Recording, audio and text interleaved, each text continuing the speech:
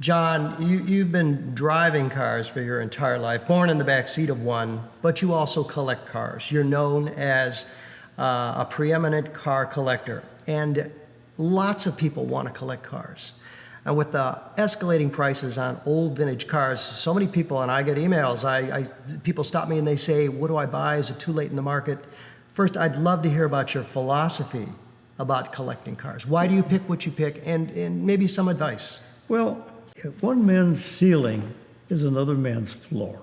So don't ever think that you've got the best collection or the worst collection, because if you only had one car, you're better than the guy that doesn't collect Has no anything. cars, right. See? So keep that in mind. It doesn't matter how many you have, but it's not too late to get into the collector car business. But two things that involve collecting cars: whether you're in it to make a profit, a long-range profit, or are you in it because you love it and you just want to collect a few cars so you can drive them and love them and wipe them off and that kind of thing. Wash them on Sunday. Yeah, and I think that's a big distinction. And what happens is, most of the time, if you buy a car that you love, and it usually comes from your youth. If you were in the teenager when the Pontiac GTO came out, you want a Pontiac GTO now that you're grown up and you can afford it. Right, you know? right. And I think that drags the same way through your interest if you were interested in Ferraris at that time, but you know you could never afford it, but maybe you can afford it after you put your kids through college or something, you know. But with the prices going up 20% a year, it's fueled by the fact today that interest rates are so low.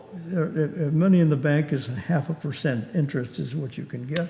You're better off taking a chance and taking that $10,000 or whatever you have and go buy a Triumph, because that Triumph will probably be worth $11,000, you know, or whatever car. You know? And so you bought it really because you loved it, but it appreciated because of the financial world that we're in. Where Dino's, for instance, this Dino behind us, I bought it 10 years ago for $45,000, and today it could be worth $450,000, you know, Right. on a high end. So, but I didn't buy it because I was going to make money on it. I bought it because I loved it. Sure. You know, and it just happened to grow. To get into car collecting today, I don't think it's too late, because I think that you have to look at what's out there for your pocketbook. But one of the cars I think that is a sleeper today is an Acura NSX. You know, the one that's out there now. Those are wonderful cars, made out of all aluminum, and it's a sleeper, and they run great, and they will be great one day. Maybe they're already great, because if you look for one, you can't find one. But I mean, they haven't appreciated to a double, but it's a $50,000 car, maybe 35 for low, and it's a wonderful car to drive, and you love it, and it'll appreciate. That car will appreciate. Special models of cars that they only made, for instance, if you want to go into a Ferrari 458, they made hundreds of them, thousands of them. Thousands of them. So if you can get a Ferrari 458 Speciale, which was the last ones that they came out with, that will be a collector's car. It's automatic. Just keep it and put it away, and it'll be a collector's car. Am I too late to buy a Ferrari 250 GTO? Is that? Yeah, I am. I don't know of anybody that's too late. I know Joe Marchetti, we talked about him. He sold them for $3,500. And now they're 20 million plus. You know? So, yeah, we're too late for that. But we're not too late to buy Dinos. Phenomenon about Dinos right now is they're worth about what a Speedster is worth. A Porsche Speedster, it's worth, say, $300 to $350. That's kind of what a Dino's worth. And then you'd have to say, what would you rather have? Would you rather have a Speedster, 58 Speedster, or a Dino? And that'd be a tough question for me. Not for you. No. But Dino. I think that the Dino will continue to be of value, and the Speedster they're about where they're going to be right now. Sometimes people ask me if there's a bubble. You remember well, 1989, Enzo Ferrari passed away. There was this huge surge in car prices, especially fueled by speculation.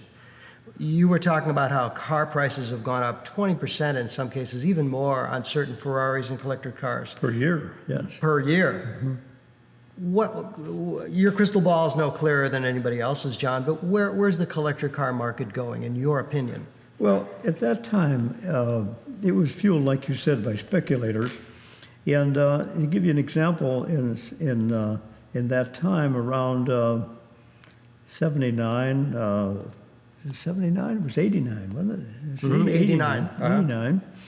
I had a Ferrari 288 GTO, and one of the 30 that came over in this country, and I paid $75,000 for it. He took me for a ride in that car, by the way. Incredible. And I was offered $1.2 million at that time for that car, and I didn't want to sell it.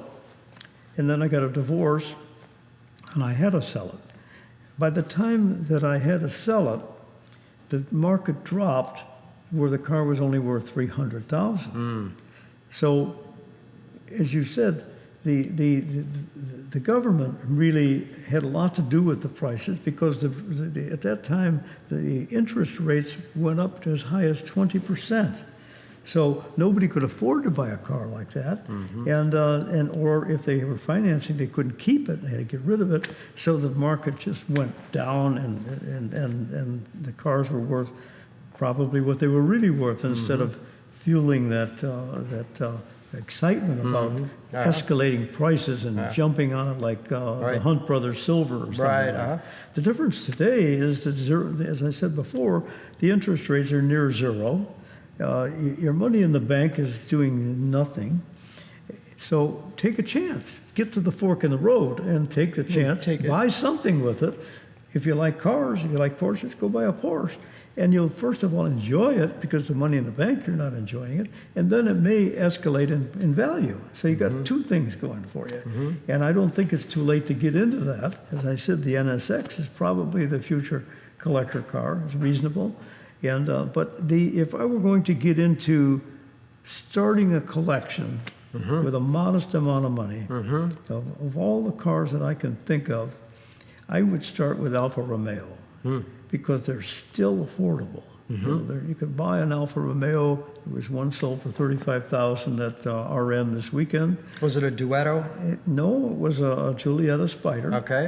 And Giulietta Spiders are worth anywhere between 80 and 120, something like that today. This was a nice car, but it wasn't a great car. You could probably make a great car out of it, make some money. But they're reasonably, for $100,000 for a collector's car, I think if you can get into it, then it'll escalate. Yeah.